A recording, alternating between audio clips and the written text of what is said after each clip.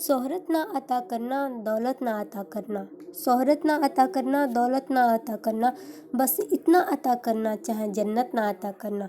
समाए वतन की लौह पर कुर्बान पतंगा हो, समाए वतन की लौह पर कुर्बान पतंगा हो, होठर पर गंगा और माथे पर तिरंगा हो। जय हिंद दोस्तों, आप सभी को गणतंत्र दिवस की ढेरों शुभकामनाएं। आप सभी का स्वागत है हमारे चैनल रैपिड गुरुकुल में। तो आज इस गणतंत्र दिवस के अवसर पे हम कुछ स्पेशल देखने वाले हैं संविधान के बारे में, और तिरंगे से रिलेटेड कुछ इम्पॉर्टेंट क्वेश्चन देखने वाले हैं जो हमारे कॉम्पिटिटिव एग्जाम के लिए बहुत ही इम्पॉर्टेंट होंगे। तो चलिए वीडियो को स्टार्ट करते हैं। तो ये जो संविधान है उसकी शुरुआत सर्वप्रथम संविधान की सर्वप्रथम जो मांग है वो 1895 में बाल गंगाधर तिलक ने किया था। ये इम्पोर्टेंट बहुत ही ये क्वेश्चन बहुत ही इंपॉर्टेंट है, कई बार एग्जाम में पूछा भी गया है कि संविधान सभा की मांग सर्वप्रथम किसने की थी। तो 1895, ये डेट आप जरूर याद रख लें। 1895 ईस्वी में बाल गंगाधर तिलक ने किया था।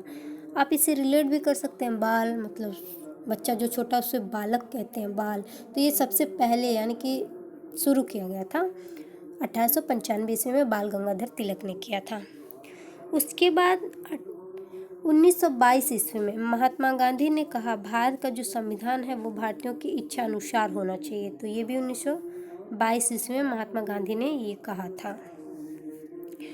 उसके बाद से 1927 ईस्वी में कांग्रेस पार्टी ने अपने मद्रास अधिवेशन में, किसमें, मद्रास अधिवेशन में 1927 ईस्वी में संविधान एवं संविधान सभा की मांग की थी। ये भी इम्पोर्टेंट है। 1927 ईस्वी में मद्रास अधिवेशन, ये भी इम्पोर्टेंट कि मद्रास अधिवेशन कब था, तो 1927 ईस्वी में था, और तभी कांग्रेस पार्टी ने संविधान एवं संविधान सभा की मांग की थी। उसके बाद से 1934 ईस्वी में औपचारिक रूप से, ये इम्पोर्टेंट क्वेश्चन है कि औपचारिक रूप से संविधान सभा की मांग सर्वप्रथम किसने किया था। तो एम.एन. राय ने सर्वप्रथम संविधान सभा की मांग 1934 ईस्वी में औपचारिक रूप में किया था। ये इम्पोर्टेंट क्वेश्चन है 1934 ईस्वी में, ठीक है। उसके बाद से 1935 ईस्वी में ब्रिटिश सरकार ने संविधान की मांग को अस्वीकार कर दिया था। जो ब्रिटिश सरकार है वो उसने 1935 ईस्वी में संविधान की मांग को अस्वीकार कर देते हैं। तो ये भी इम्पोर्टेंट क्वेश्चन है। इसके बाद क्या होता है कि 1936, 37 और 38 ईस्वी में कांग्रेस पार्टी के द्वारा अपने वार्षिक अधिवेशन में संकल्प पारित किया गया था, जिसे ब्रिटिश सरकार ने 8 अगस्त 1940 को स्वीकार कर लिया था। तो ये जो संकल्प पारित किया गया था वो अगस्त में पारित किया गया था, इसलिए इसे अगस्त प्रस्ताव कहते हैं, ठीक है, अगस्त प्रस्ताव। तो अगर क्वेश्चन ये आता है कि अगस्त प्रस्ताव कब स्वीकार किया गया था, तो 8 अगस्त 1940 को स्वीकार किया गया था। ये क्या कहते हैं, अगस्त प्रस्ताव, ठीक है। तो यहाँ से ये दोनों, ये सब जो मैंने अभी बताया, ये संविधान जो है ऐसे शुरू हुआ था, संविधान का स्टार्टिंग ऐसे हुआ था, ये इम्पोर्टेंट है। इसके बाद जो है अब हम देख लेते हैं क्रिप्स मिशन के बारे में। तो ये जो क्रिप्स मिशन है इसकी जो शुरुआत हुई थी 1942 ईस्वी में हुई थी।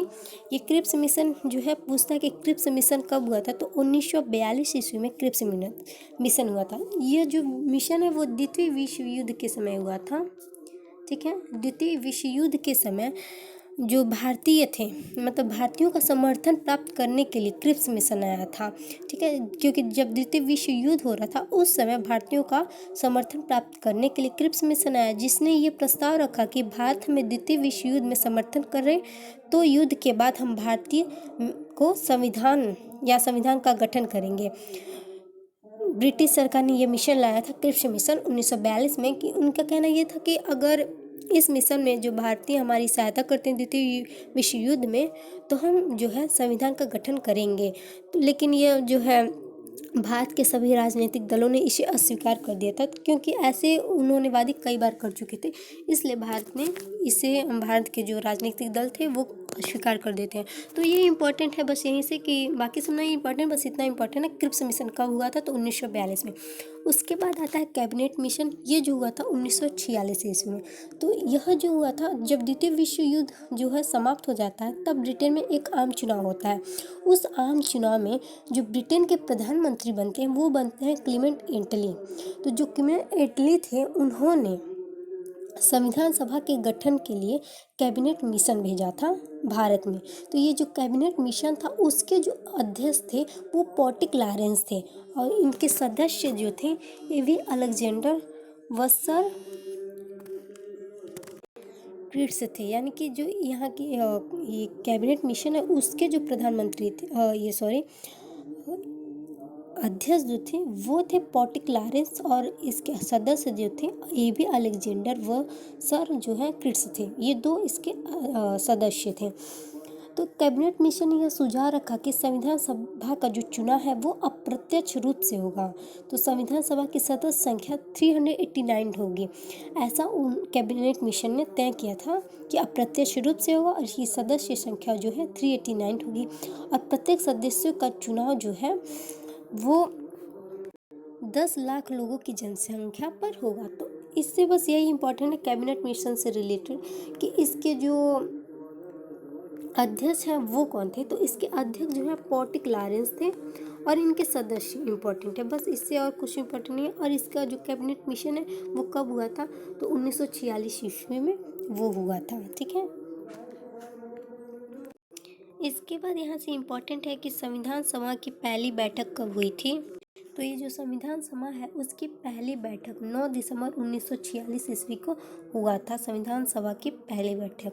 और ये जो संविधान सभा के अध्यक्ष थे, अस्थायी अध्यक्ष, वो थे डॉक्टर सचिदानंद सिन्हा। इनको उम्र के हिसाब से संविधान सभा का अध्यक्ष बनाया गया था। तो यहाँ से दो इम्पोर्टेंट क्वेश्चन ये है कि संविधान सभा की पहली बैठक 9 दिसंबर 1946 को और अस्थायी अध्यक्ष डॉक्टर सचिदानंद सिन्हा थे। फिर संविधान सभा की दूसरी बैठक होती है जो कि 11 दिसंबर 1946 को होती है। उसके 2 दिन बाद ही 9 दिसंबर और 11 दिसंबर, ये दोनों डेट इंपॉर्टेंट है। तो दूसरी बैठक 11 दिसंबर 1946 को होती है। तब संविधान सभा का अस्थायी अध्यक्ष डॉक्टर राजेंद्र प्रसाद को बनाया जाता है। ठीक है, तो ये क्वेश्चन इंपॉर्टेंट है। उसके बाद जो 26 नवंबर 1949 को हमारा जो संविधान है वो बनके तैयार हो गया था। 26 नवंबर 1949 ईस्वी को हमारा संविधान बनकर तैयार हो गया था। और जब ये तैयार हो गया था तो इसे तभी जो है संविधान सभा ने अंगीकृत कर लिया था, यानी कि अपना लिया था। और इसमें कुछ भाग जैसे नागरिकता, आंतरिक सरकार, आपदा उपबंध इसी दिन जो है इसमें लागू कर दिए गए थे। तो ये भी इम्पोर्टेंट है कि संविधान बनकर कब तैयार हुआ था, तो 26 नवंबर 1949 को। उसके बाद आता है कि संविधान सभा की अंतिम बैठक कब हुई थी। तो संविधान सभा की अंतिम बैठक जो है 24 नवंबर 1950 ईस्वी को हुई थी। और इसमें जो संविधान सभा के उपस्थित सदस्य थे 284 सदस्य थे जिन्होंने संविधान पर हस्ताक्षर किया था। तो ये इम्पोर्टेंट क्वेश्चन है कि संविधान सभा की अंतिम बैठक कब हुई थी।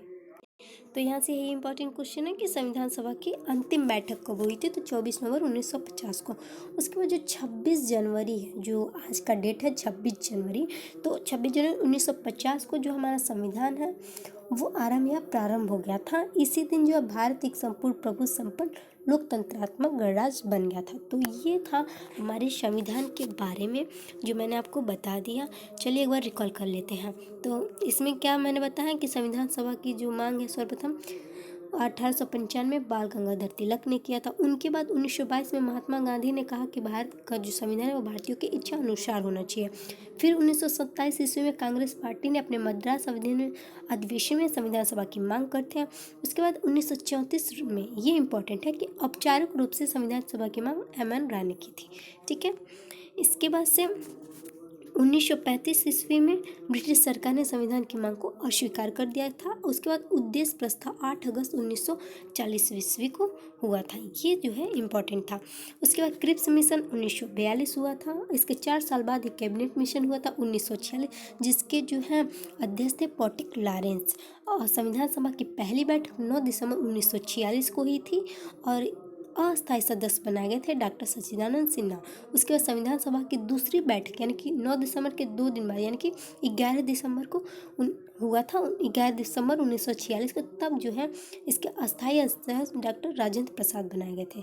फिर जो संविधान सभा है हमारा 26 नवंबर 1949 को संविधान सभा हमारा बन के जो संविधान है वो बनकर तैयार हो जाता है। और जब ये बन के तैयार हो जाता है तभी यानी कि 24 जनवरी को तब संविधान सभा की अंतिम बैठक होती है। ठीक है, जिस बैठक में 284 लोग जो है हस्ताक्षर करते हैं संविधान पे ठीक है। उसके बाद 26 नवंबर 1950 को जो हमारा संविधान है उसको आरंभ या प्रारंभ की तिथि कहा जाता है। इसी दिन जो है हमारा संविधान एक भारत जो है संपूर्ण प्रभु संपन्न लोकतांत्रिक गणराज्य बन जाता है। तो ये हमारा टोटल हो गया संविधान के बारे में। और भी पॉलिटी से रिलेटेड हम लोग जब इसको स्टार्ट करेंगे तब देखेंगे। चलिए अब हम तिरंगे के बारे में कुछ इंपॉर्टेंट क्वेश्चन देख लेते हैं जो इम्पोर्टेंट है। तो जो तिरंगा है उसका जो निर्माण किया था वो पिंगली वेंकैया ने किया था। पिंगली वेंकैया ने 1921 ईस्वी में तिरंगे का जो डिजाइन है ये सब तैयार किया था पिंगली वेंकैया ने। ये इम्पोर्टेंट क्वेश्चन है। फिर तिरंगे को राष्ट्रीय ध्वज के रूप में अपनाया गया था, वो कब अपनाया गया था ये भी इम्पोर्टेंट क्वेश्चन है। तो वो 22 जुलाई 1947 ईस्वी को अपनाया गया था। 22 जुलाई 1947 ईस्वी को तिरंगे को राष्ट्रीय ध्वज के रूप में अपनाया गया था। और ये तो हम सबको मालूम है कि तिरंगे में 3 रंग होते हैं, केसरिया, सफ़ेद और हरा। ठीक है, अब हम देख लेते हैं 26 अगस्त और 26 जनवरी में 15 अगस्त और 26 जनवरी में डिफरेंट क्या अंतर क्या है। तो देखें जो 15 अगस्त है उस दिन जो तिरंगा फहराते हैं वो प्रधानमंत्री फहराते हैं। ठीक है, और 26 जनवरी को जो है तिरंगा राष्ट्रपति फहराते हैं। तो 26 जनवरी को जो तिरंगा है वो राष्ट्रपति इसलिए फहराते हैं क्योंकि जो प्रधानमंत्री होता है वो जो होता है राजनीतिक प्रमुख, जो राजनीतिक प्रमुख होते हैं वो होते हैं प्रधानमंत्री, और जो राष्ट्रपति होते हैं वो होते हैं संवैधानिक प्रमुख। इसीलिए 26 जनवरी को जो होते हैं वो राष्ट्रपति जो है झंडा फहराते हैं और 15 अगस्त को प्रधानमंत्री। फिर ये इम्पोर्टेंट क्वेश्चन है कि कहाँ पे फहराया जाता है तिरंगा हमारा। तो 15 अगस्त को लाल किले पे हमारा 15 अगस्त को लाल किले पे झंडा फहराया जाता है और 26 जनवरी को राजपथ पे फहराया जाता है। ये दोनों इम्पॉर्टेंट है, ये तो सबको पता है कि कहाँ पे झंडा फहराया जाता है। उसके बाद जो है राष्ट्रीय ध्वज, जो 15 अगस्त को राष्ट्रीय ध्वज है वो ऊपर खींचा जाता है, यानी कि नीचे से ऊपर खींचा जाता है। ठीक है, और जो 26 जनवरी उस दिन जो राष्ट्रीय ध्वज है वो ऊपर रहता है। तो जो ये राष्ट्रीय ध्वज है 15 अगस्त को ऊपर नीचे से ऊपर इसलिए खींचा जाता है क्योंकि 15 अगस्त को हमारा देश जो है आज़ाद हुआ था। उस दिन जो ब्रिटिश थे उन्होंने अपना झंडा उतार कर हमारे तिरंगे को ऊपर किया था। इसलिए जो है राष्ट्रीय ध्वज के दिन हमारा जो ध्वज है वो नीचे से ऊपर खींचा जाता है, जिसे हम ध्वजारोहण कहते हैं। क्या कहते हैं? ध्वजारोहण।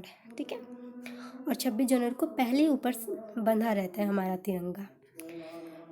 और साथ ही एक इम्पॉर्टेंट क्वेश्चन, ये बहुत ही इम्पॉर्टेंट क्वेश्चन है कि जो इस बार चीफ गेस्ट आने वाले थे हमारे 26 जनवरी पे वो थे ब्रिटिश के पीएम बोरिस जॉनसन, लेकिन वो नहीं आए कोविड-19 के कारण। तो ये बहुत ही इम्पॉर्टेंट क्वेश्चन हो सकता है करंट अफेयर से रिलेटेड कि 26 जनवरी को कौन से गेस्ट आने वाले थे। तो वो ब्रिटिश पीएम थे बोरिस जॉनसन। क्यों नहीं आते? कोविड-19 की वजह से नहीं आते। तो ये एक इम्पॉर्टेंट क्वेश्चन मुझे लगता है कि होने वाला है आने वाले कॉम्पिटिटिव एग्ज़ाम के लिए। तो इस वीडियो में इतना ही और मिलते हैं अगली वीडियो के साथ। अगर ये वीडियो आपको अच्छी लगी हो तो इस वीडियो को लाइक करें, शेयर करें, साथ ही कोई डाउट हो तो कमेंट करें। और अभी तक आपने मेरे चैनल को सब्सक्राइब नहीं किया तो सब्सक्राइब करें। मिलते हैं अगली वीडियो के साथ, तब तक के लिए जय हिंद।